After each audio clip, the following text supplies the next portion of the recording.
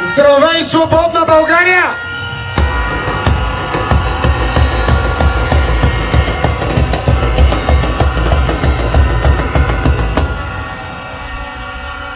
Днес сме много повече от всеки път до сега, но днес това, което е различно, е, че вече не сме сами.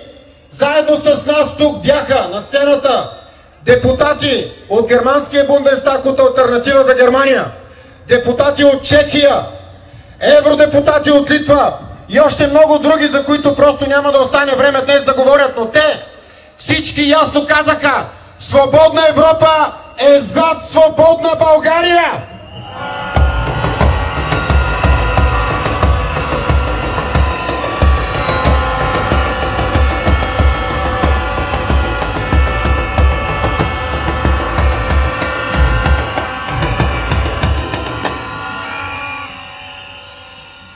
Днес, когато журналисти ме питаха за протеста, първият им въпрос беше: има ли смисъл да протестирате?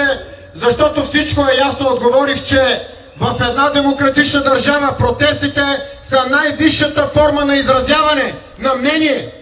И ние няма да спрем да протестираме, защото ние сме България. Не парламента, не президентството, не Министерския съвет. Ние сме България, вие сте България!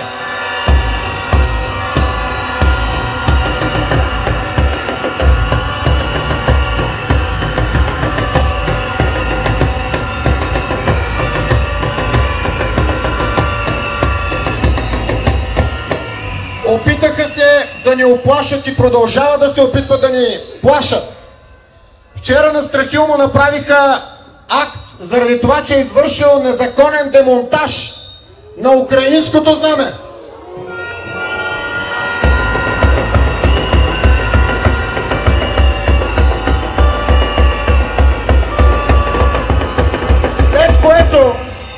След което така наречената българска власт премахна българското знаме и сложи на негово място чуждо знаме.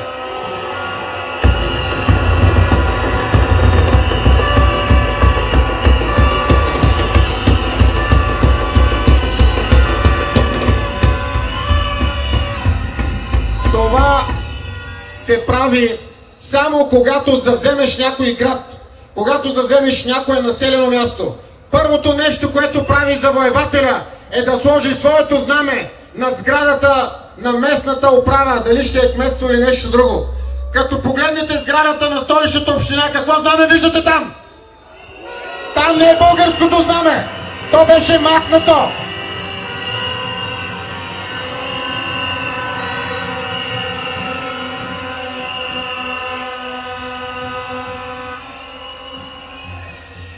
Вчера, докато на Страхил му пишеха акта, мене пък ме разпитваха в парламента полицаи. Знаете ли защо? Защото съм говорил против еврото, казах им, че няма да спра да го правя и няма да съм сам.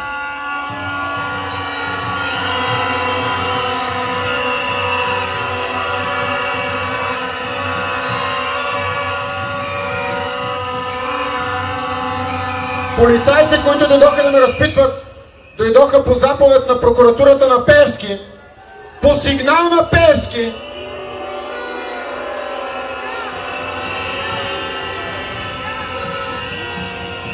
който в своя сигнал беше написал, че аз съм казал, в интернет съм написал следните няколко думи: идем с ган проклета!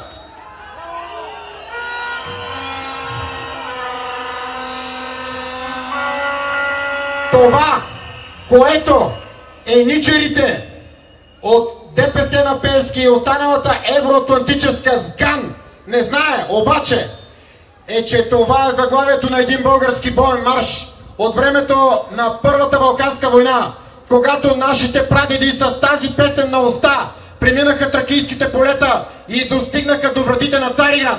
Това, което казах вчера на полицаите, че не само, че ще продължавам да пиша и занапред, но и че ще направя така, че още утре, т.е. днес, целият площад да чуе този български боен марш. Това е българския боен марш, ден на стада за разплата. Бойна ни трабазове тази седмица решаваща за нас. Защото, уважаеми сънародници, вчера внесохме, макар и в последния момент, вот на недоверие заради политиката на правителството и вкарването ни в еврозоната на сила. И тъй като настана ден за разплата, както пее българския боен марш, казвам го още веднъж на цялата СГАН и евроатлантическа пасмина, пратете още 1000 сигнала, 100 000 сигнала пратете, ще продължаваме да пеем тази песен. И тъй като настана ден за разплата, тази седмица, когато предстои гласуването на вота на недоверие, призовавам всеки един от вас да дойде, за да направим така, че този път да не допуснем евроатлантическата СГАН да се гаври с нас. Този протест днес е последния мирен протест.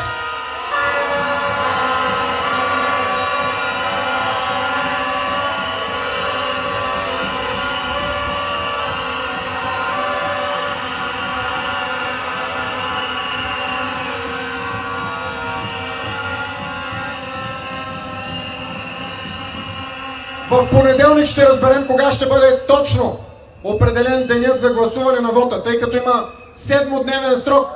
Това означава, че най-късно до следващия петък трябва да стане. Евроатлантическата СГАН е изключително оплашена. Нека да я накараме да се страхува още повече. Призовавам всеки един от вас, когато се разбере кога е вотът на недоверие, а това ще стане ясно в понеделник, ние ще го обявим. Всички хора, които сме тук отпред. Всеки един от нас ще го каже и ще ви призове. Елате пред парламента и нека кажем, че ние сме парламента, че ние сме народа, че ние сме свободна България.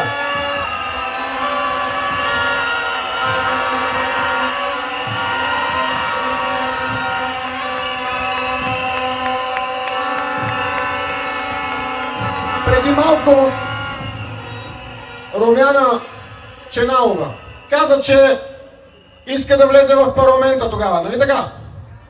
Искате ли вие да влезете в парламента? Искате ли? Не ви чувам! Искате ли? Ние сме народа! Победата е наша! Да живее България!